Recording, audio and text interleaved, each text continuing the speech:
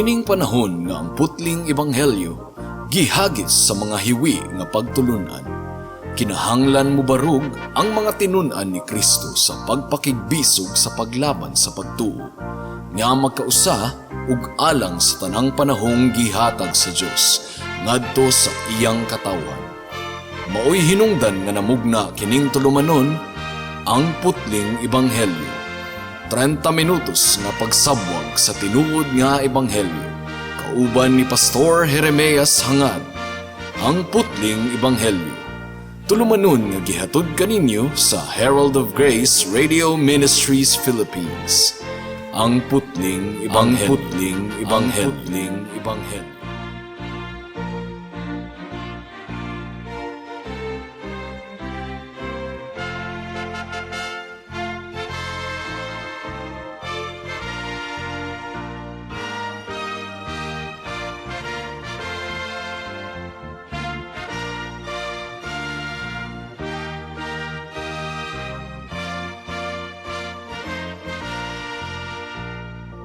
Mayong hapon Mabinay, mayong hapon Negros Oriental, Negros Occidental, Guimaras, Dumaguete City, Malabuyok ug uban pang mga munisipalidad sa Cebu Province ug kutob sa tanang gidala sa Ginoo sa pagpaminaw niining atong programa nga giuluhan og ang putling ebanghelyo.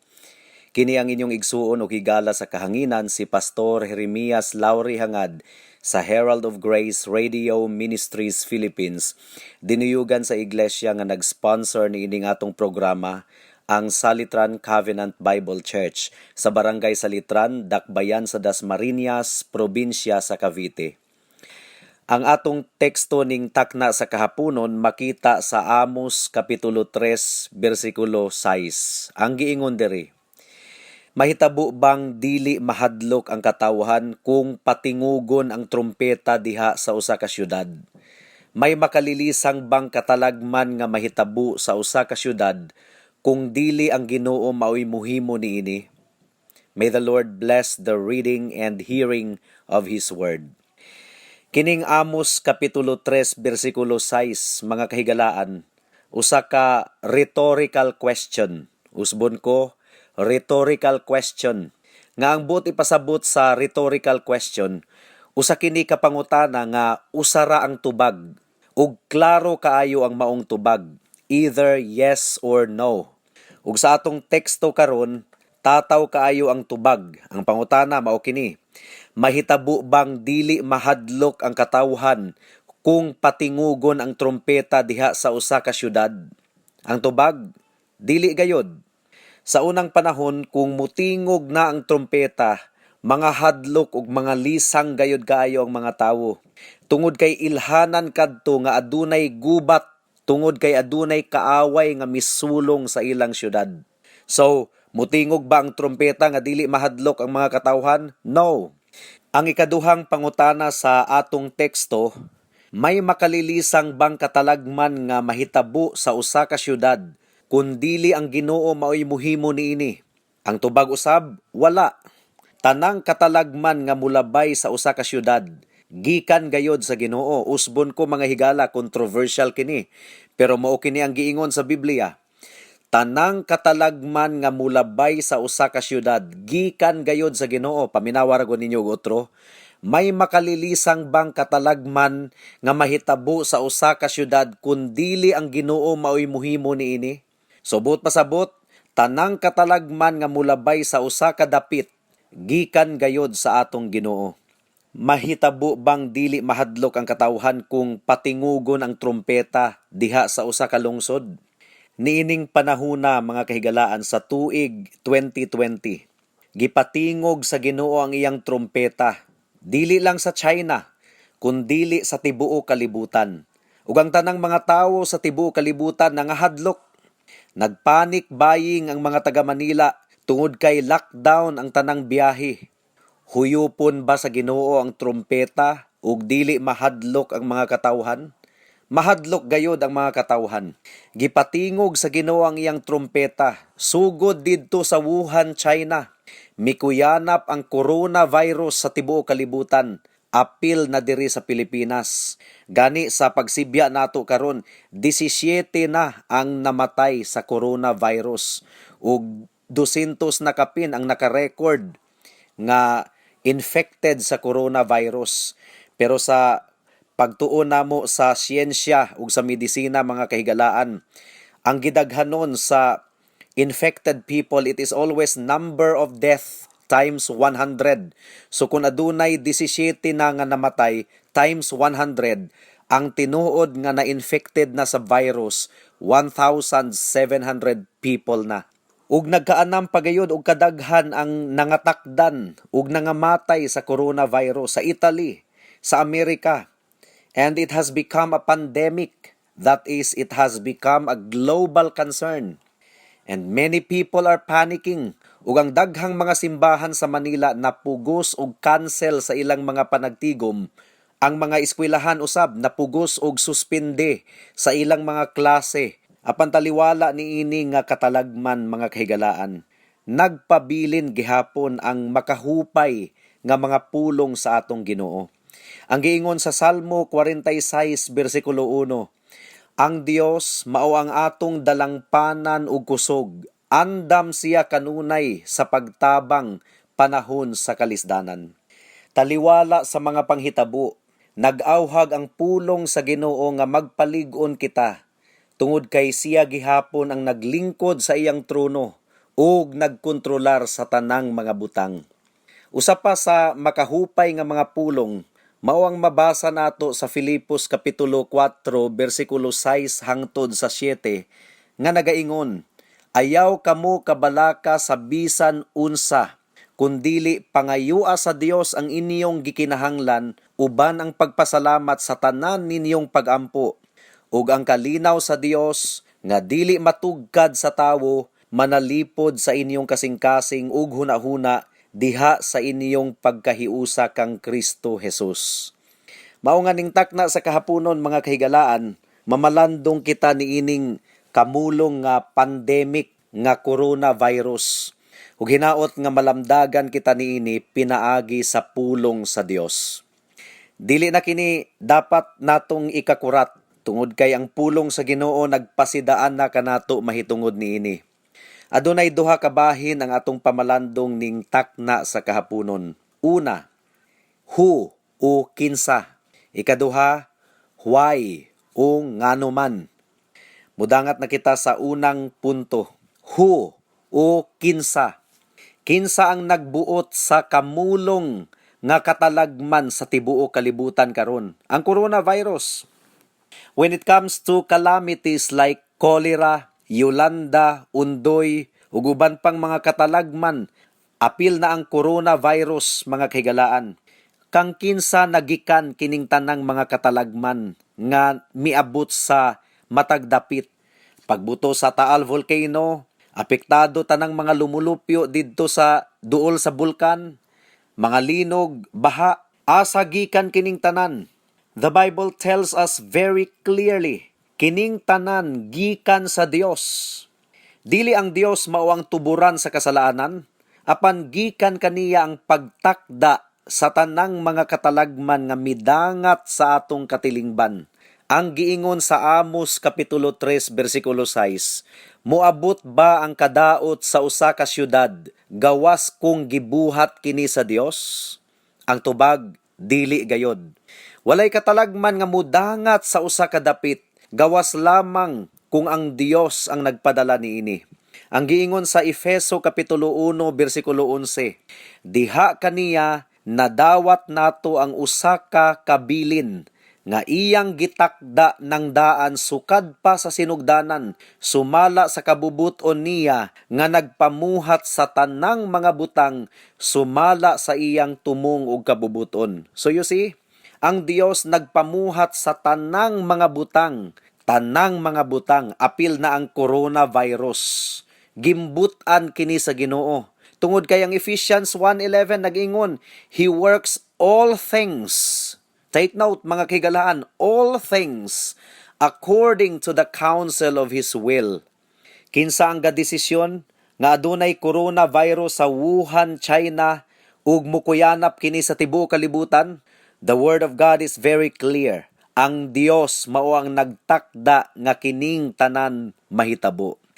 Karon sa propesiya ni Amos, gipahinumduman niya ang mga katawhan sa Israel nga bisan og gidagkutan nila ang kasuko sa Dios, gumikan sa ilang kasalanan, o gumikan sa ilang mga sala, nagpadala ang Dios kanila og sunod-sunod nga mga paghampak.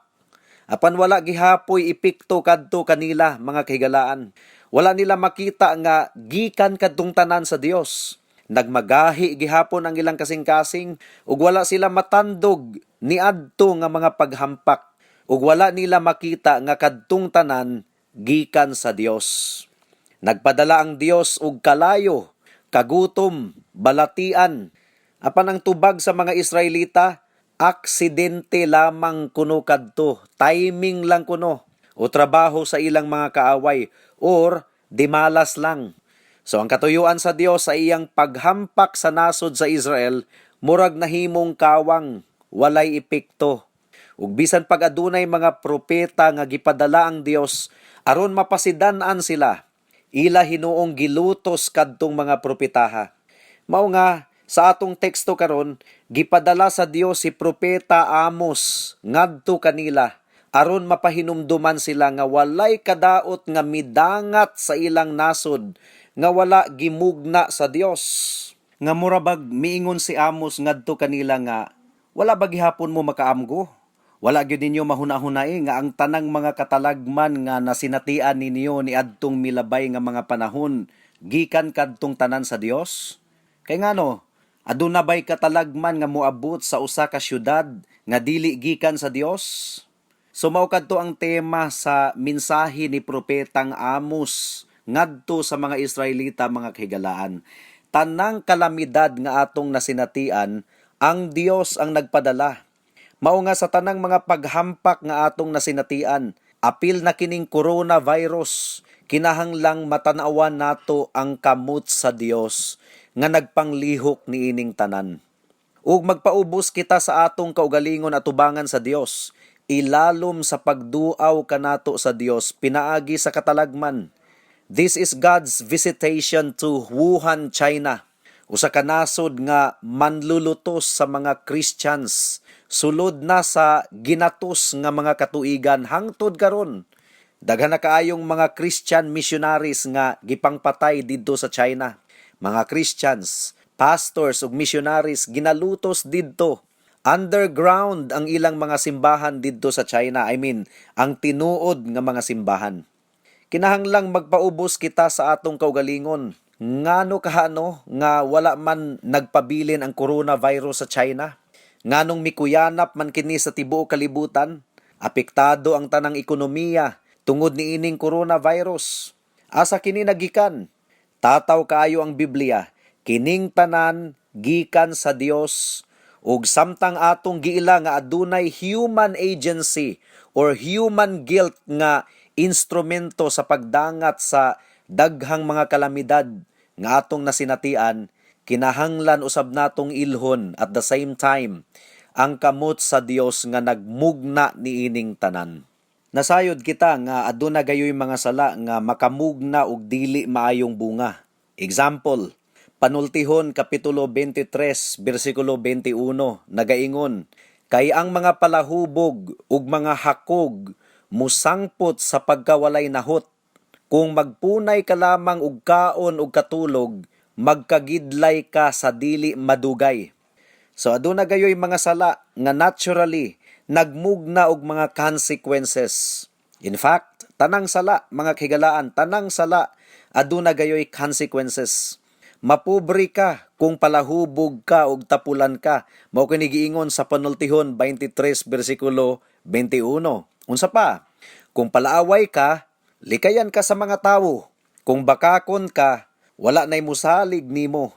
Bisan pag unsay imong buhaton, wala nay musalig nimo kung bakakon ka.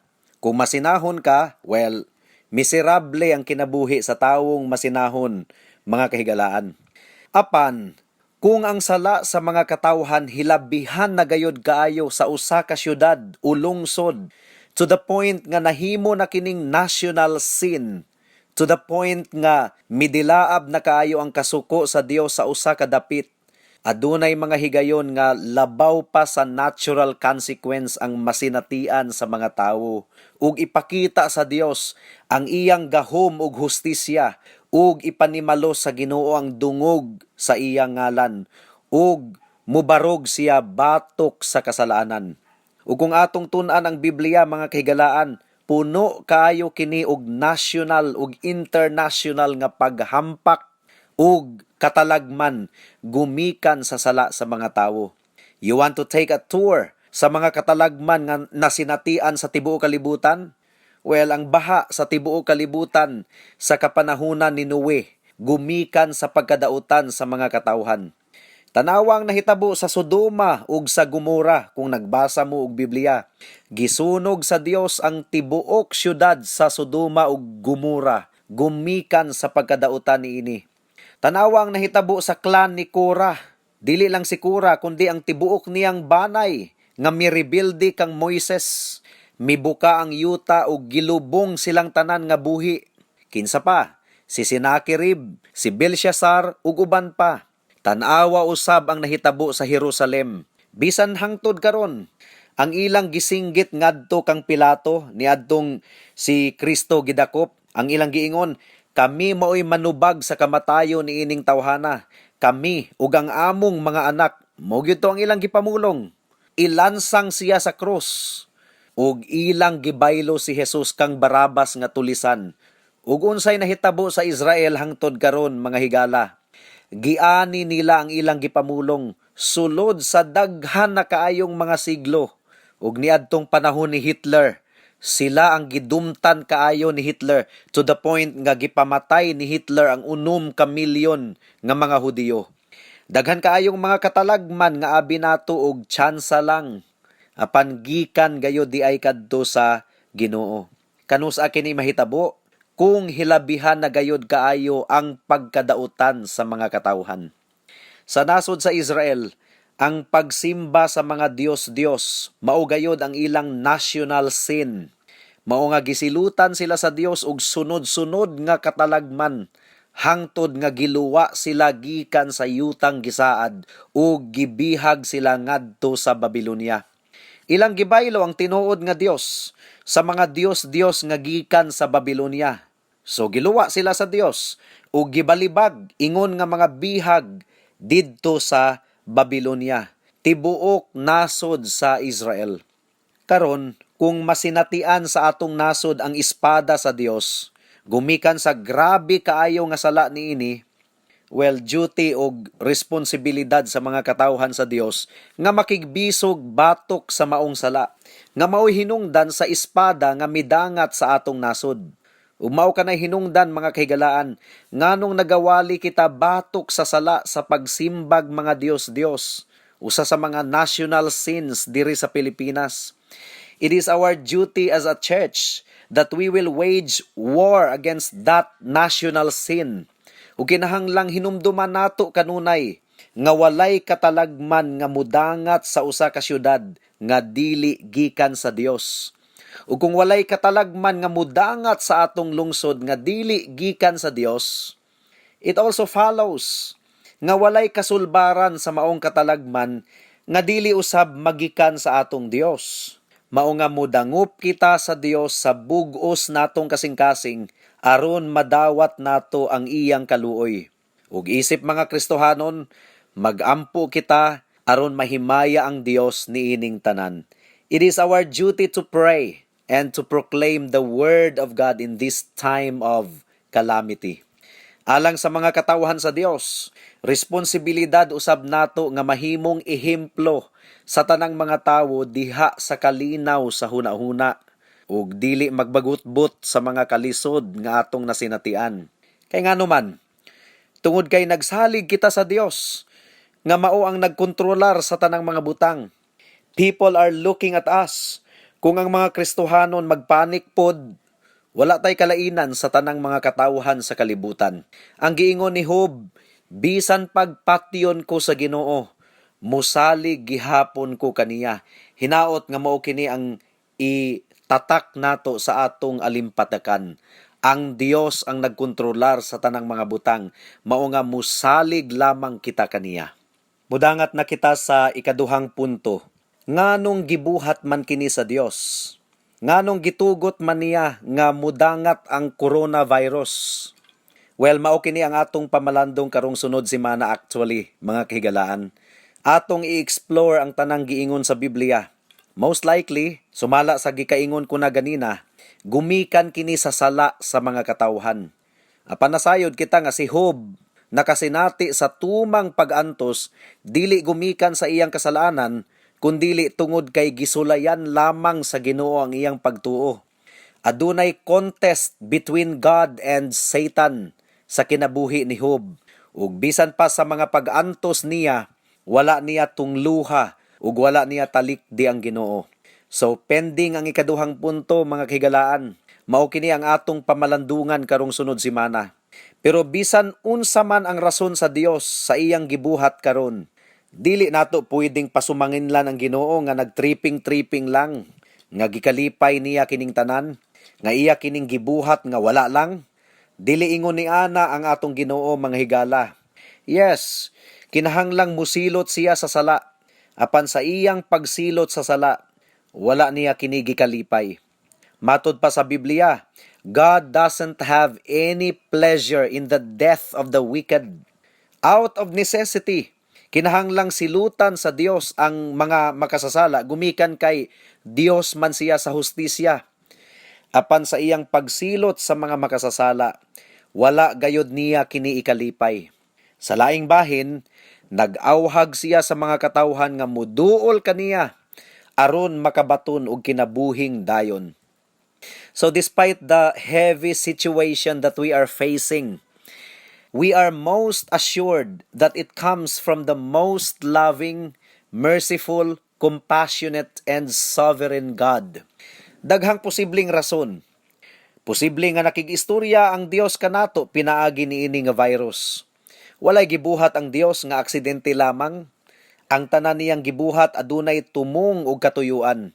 It could be nga sinugdanan na kini sa mga ilhanan sa haduol na nga pagbalik sa Ginoo. It could be.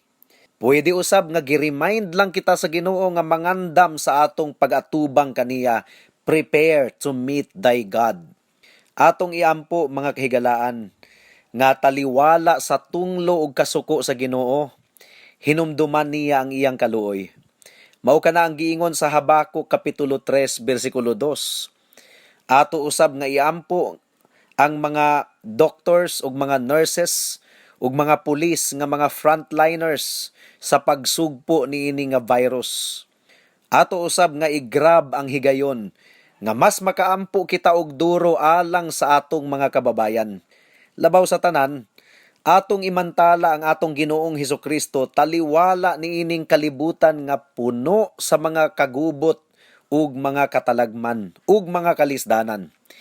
Dili kinahanglang magpanik ang tanang mga anak sa Dios, tungod kay nagsaad siya kanato nga ang tanang mga butang musangpot alang sa ikaayo sa tanang mga katawhan sa Dios. Roma kapitulo 8 bersikulo 28. Bisag unsay mahitabo, mga higala, walay makapahimulag kanato gikan sa gugma sa Dios kung ikaw anaa kang Hesukristo.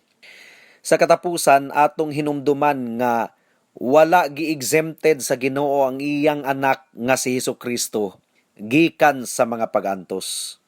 Nag-antos ba kita? Nakasinati ba kita og kalisdanan? Dili exempted ang atong Ginoong Hesukristo. Ang giingon sa Roma kapitulo 8 bersikulo 32, wala magdumili ang Dios sa pagtugyan sa iyang anak ngadto sa kamatayon alang kanatong tanan. Gimbutan sa Dios nga makasinati ang iyang anak sa tumang pag-antos. Ang giingon sa Isaias kapitulo 53 bersikulo 6, kitang tanan sama sa mga karnero nga nasalaag ug wala musubay sa hustong dalan. Apan siya'y gidakdakan sa Ginoo sa tanantang kasalanan. Nahigugma ang Dios sa mga makasasala nga susama kanato. Mao nga mianhi siya aron mag-antos alang kanato ug aron pagaluwason kita gikan sa pinakadakong katalagman sa tanan. unsa man kining pinakadakong katalagman sa tanan, mas hadlok pa kaysa coronavirus, mas hadlok pa kaysa AIDS. Unsa man kini? Ang mag-antos didto sa impyerno ug wala na gayoy paglaom pa nga mapasiguli sa atong Dios. Higala mahitabo kini kanimo kung magpabungol-bungol ikaw sa tawag sa Ginoo kanimo, nga maghinulsol sa imong mga sala ug mutuo ug musalig lamang kang Kristo alang sa imong kaluwasan. Gidawat ug giantos ni Jesus ang kinatibuk ang tunglo ug kapungot sa Dios tungod ug alang sa mga makasasala. Atong itutok ang atong pananaw kaniya diha sa tinuod nga pagtuo ug pagsalig. Ang atong teksto karon anaa sa Amos kapitulo 3 bersikulo 6. Apan muatras ta og jutay sa bersikulo 3 sa atong aplikasyon karon. Ang giingon diri, magkuyog ba ang duha ka tawo gawas kung sila magkasinabot? Unsa man ang obvious nga tubag higala?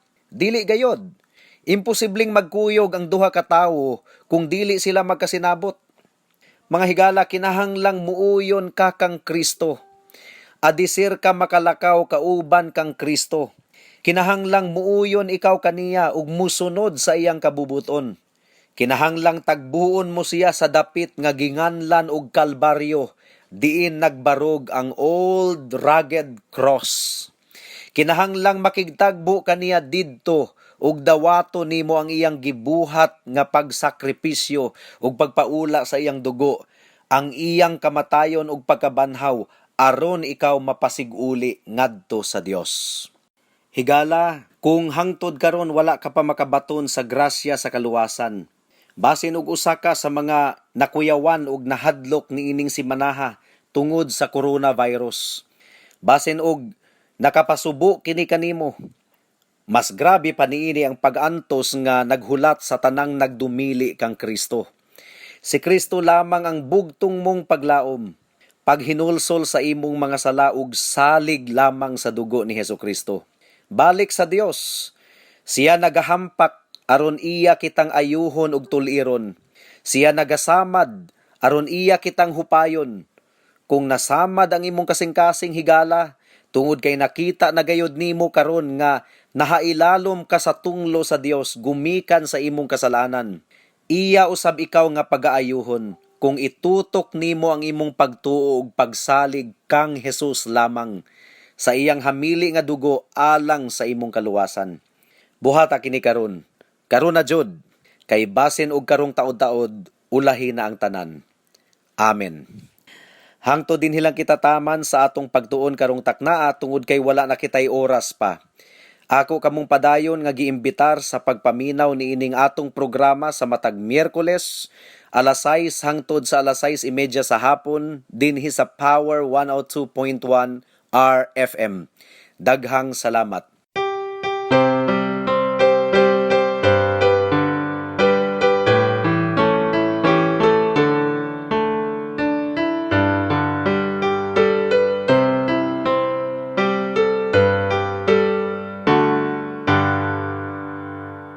Kaluoy sa Ginoo sa pagula nagsiga ug kanato ginatugyan ang pagbantay sa suga.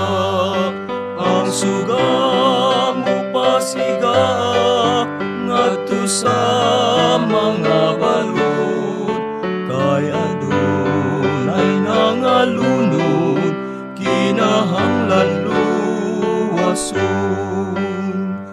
Ang kangit-ngit mi kuyana naghuros na ang unos, ang mata sa nangalunod nagpangita sa suga. Ang suga mo pasiga ngadto sa mga balod kay adunay nangalunod kinahanglan luwason. Ang suga mo pasiga sa mapintas nga balod, ang mga nanga